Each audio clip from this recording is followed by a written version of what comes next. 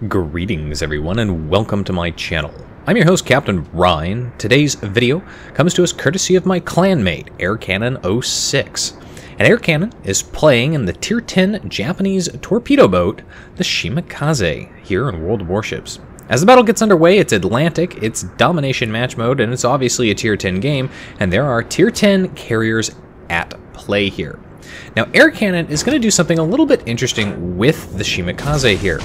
And it's going to be interesting because he's not going to use it exactly like everyone else uses it. And this is actually a really good thing. And I wish I would see more Shima players do exactly this. And first thing up, he's doing exactly what a lot of Shima players don't do here. He's opening up with his guns. Unfortunately for him, the shot's not quite able to connect with that gearing that's in the B cap point there, and he wasn't able to reset him before the enemy got the cap secured. Now, if we look at the map situation, Air Cannon's team has gone up to the C cap point, and they're kind of spread out back along the line here. It also appears that they've gone down to the A cap point, where currently they have one lone destroyer down there.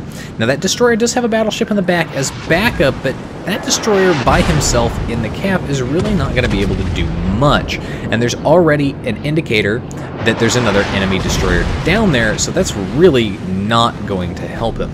Now, the second enemy destroyer, aside from the gearing here, has popped up. That's the Yugamo. The Yugamo and the gearing, Tier 9, Tier 10. Both very, very good torpedo boats. Decent torpedoes on them. The gearing, of course, however, has the guns. So because Air Cannon spotted the gearing earlier, he didn't push into the B cap point, and he's not trying to challenge it, especially when you consider that he is effectively by himself as far as the destroyer front goes here.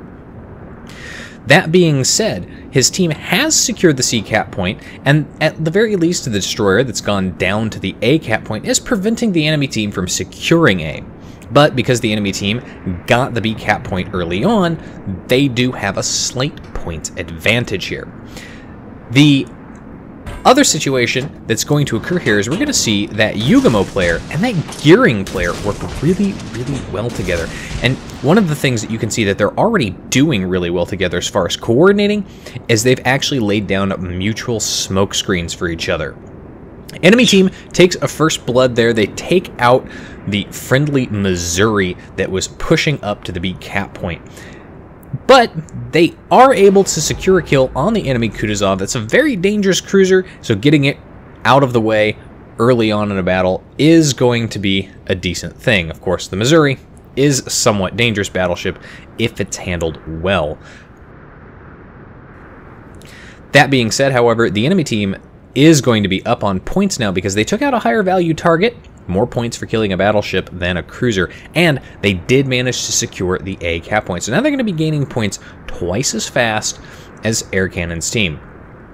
But Air Cannon, again, is going to play it really intelligently here. He's just going to hover around the B cap point. He knows there are two enemy destroyers last spotted here, but his team is not in any kind of position to help him. They're very much spread out back behind him at the C cap point. And as Air Cannon pushes up past the rock face here, he spots both enemy destroyers. Now, he's got himself a situation here. He's getting himself turned around, and he starts popping his smoke screen. And he's going to drop off detectability there. Here come the torpedoes. Those are going to be from the Yugamo, but remember the gearing's back there as well, and it's got some pretty quick, dangerous torpedoes as well.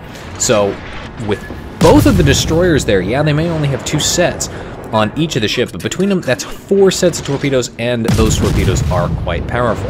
Now, Air Cannon has popped his smoke screen. He's no longer being detected, but look at this gearing, because he fired his guns, because there are friendly cruisers back behind, they can see the gearing, they have a line of sight on him, they were spawning him, and Air Cannon opens up with his guns, and he's actually causing some damage here. Now, in a straight one-on-one fight, the gearing is going to win against a Shima nearly every time. However, this isn't a one-on-one fight, at least not for the gearing and not for Air Cannon. Air Cannon manages to secure the kill on that gearing, and taking that gearing out is going to be huge. Now, the Yugamo is currently detected as well, and he's lost about half his health. Shima versus Yugamo, Shima is going to win in a gunfight, but against The gearing, the Shimakaze is not going to win unless that gearing is incredibly low health. Now the Yugumo disappears, he's dropped off detectability, he stopped firing his guns there, but he was last spotted running away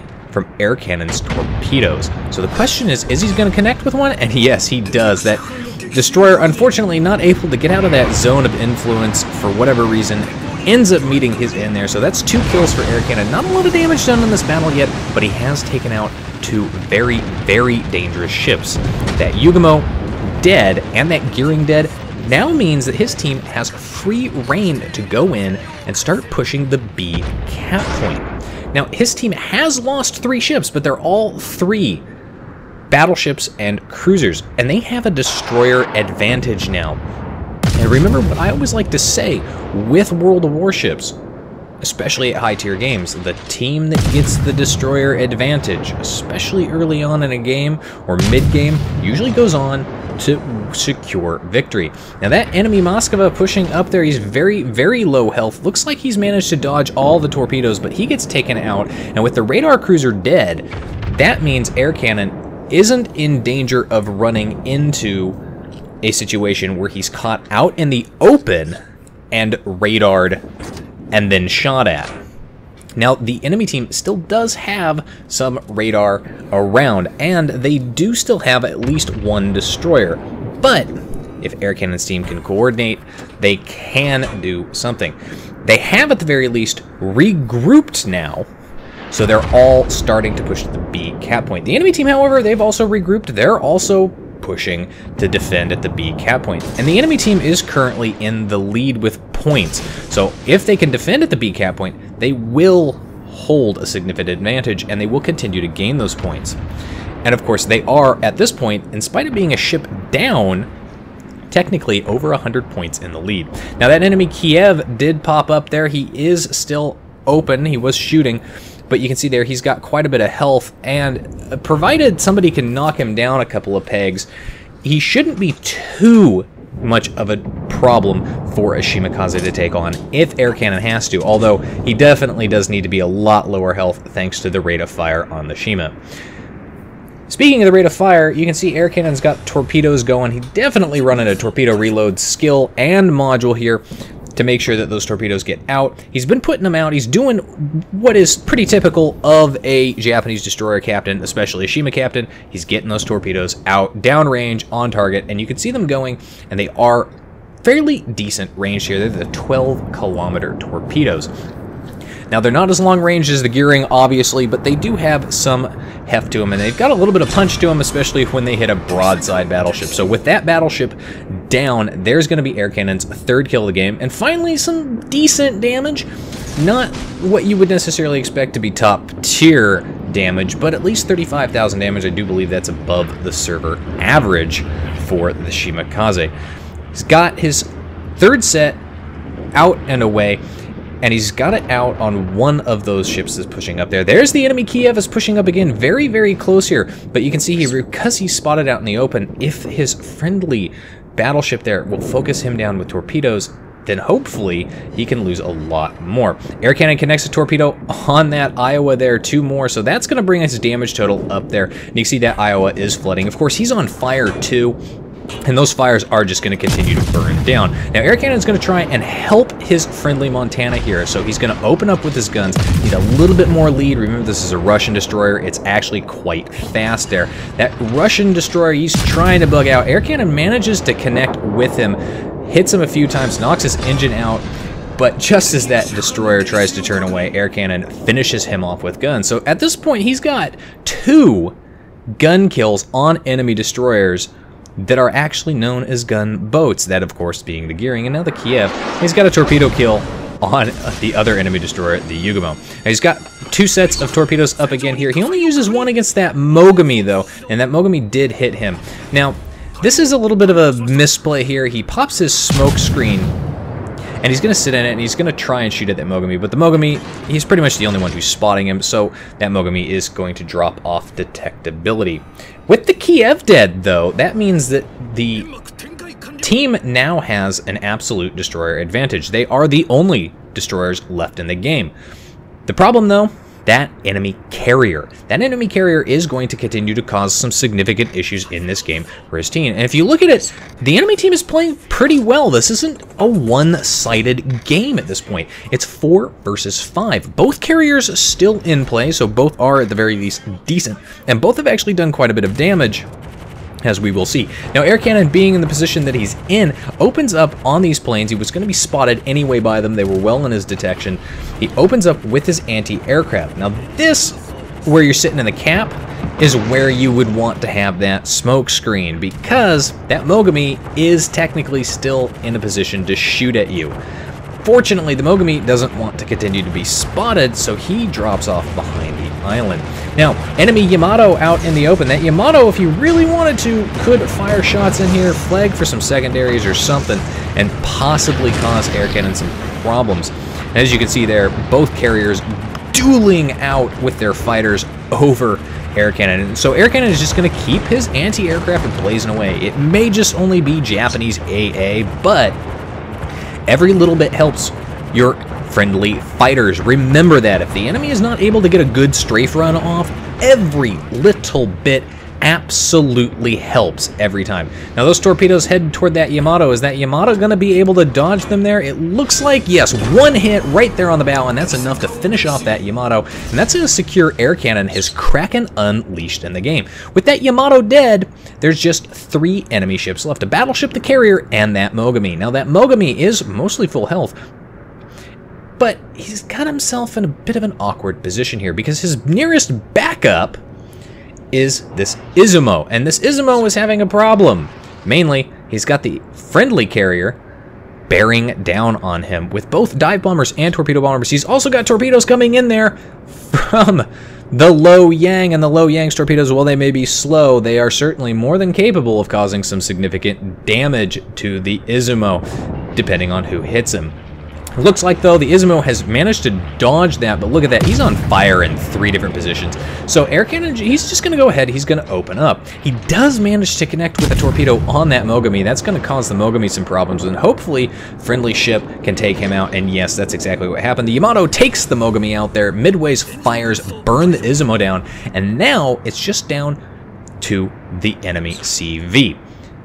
Plus, the enemy now only has the A cap point. So they've actually been able to take this game, and they've been able to turn it around, partly by killing, but also by pushing up, regrouping, and then capping. Air Cannon has been playing very smart. He's looked for his opportunities, and he's taken shots with his guns. Again, such an important factor when playing the Shimakaze that so many people who play this ship absolutely refuse to do. They refuse to open up with their guns on targets to either reset caps, as Air Cannon tried to do at the beginning of this battle, or just because, hey, that's a low health enemy destroyer. Yes, it might be a gunboat, it might be a Russian, it might be an American, it might be a Pan-Asian destroyer that has a higher rate of fire than me and will absolutely wreck me. But hey, if I've got the health and he's low enough, really, realistically, I can kill him in 2 shots or 2 salvos.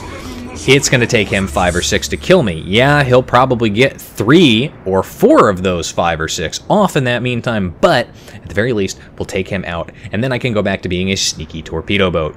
Now, Air Cannon did get spotted there briefly because he still had his AA on, and of course, the enemy carrier knows full well that he's over here, and he also knows full well that he's closing in on the A cap point. So the enemy carrier is going to try and make an attack run on Air Cannon at some point. Now you can see there, the first set of dive bombers passed him over, but that's just a ploy. They're coming back. If you look at that mini-map, there they come. Right on top of this is where starting to maneuver hard, waggling that ship around will really help. But look at that, the dive bombers hit. No damage, but they knocked out the torpedo tube. That's really gotta piss off that carrier player. But the carrier player, he's basically playing a game of keep away now, and he's just going to continue to try and run around here. Now, if Air Cannon really wanted to go after that carrier at this point, what he should do is he should turn around and he should go back up and around that island. He has a Low Yang as support and backup who's also headed toward the A cap point, but instead he's going to go ahead and initially push into the A cap point, which I think at this point in the game is actually a pretty intelligent idea.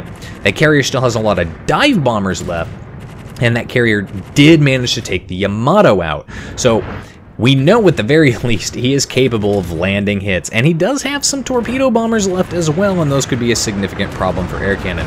Now, Air Cannon's got his AA going. Torpedo bomber comes in here, and come on, is he going to be able? Nope, he is not going to be able to dodge it, so that carrier did play that really well, managed to hit Air Cannon there. Broadside resets the cap progress. That's a little unfortunate here, but look at this. Look how close he was forced to drop to that island, and because he was so forced to drop on that island, basically, if he wanted to get torpedoes, Air Cannon is able to just turn in slightly and get under those torpedoes before they even have an opportunity to arm, so they're just going to continue on out. Now, at this point, Air Cannon is in prime position. All he really needs to do, given how low health that carrier is just sit in the A cap point, cap out, get that base capping experience, that sweet, sweet capping XP. Always wonderful. But look at this. With 10 seconds left to cap, he pops his speed boost, and now he's going to try and chase this carrier down. Carrier sees this. He's coming back with dive bombers. Again, wouldn't have recommended this. I would have just slammed on the brakes, popped my smoke screen, and capped out. Because, again, that carrier, he's obviously a good player, and he's trying hard. And if he manages to kill one of you, he's going to reset you and prolong the game. But fortunately, the friendly CB manages to finish him off with a well-placed torpedo hit there. So overall, though, a very good game. Right there at the end, questionable decision-making, trying to get more damage in there. We've all fallen for it, but in the end, it worked out well. 117,000 damage, not gonna break any records there, but a Kraken unleashed and a pretty good game there. Plus, utilizing those guns to take out targets of opportunity. Very, very well done. Surprisingly enough, though, not atop of the team for XP earned. Second on the team for XP earned, with the Yamato coming in number 1, beating Air Cannon out by just 100 base XP. But the Midway on the team, tying Air Cannon for 3rd place for XP earned, both earning the same amount. That's really, really insane, and something you don't see very often. Anyway, that's it for today's video, folks. If you liked the video, hit that like button, hit the subscribe button, leave a comment down below. If you'd like to get semi-regular channel news and updates, you can do so by liking and following me on Facebook. If you'd like to help support me and the channel, you can do so by becoming my supporter on Patreon. If you've got a replay like this one that you'd like to see featured on my channel, you can send it to my email. If you'd like to watch me play various games live, eventually, I swear I will get back to it, you can do so by following me on Twitch. You can find the links for all of those in the video description down below. And as always, I'll see you next time. This is Captain Rye, signing off.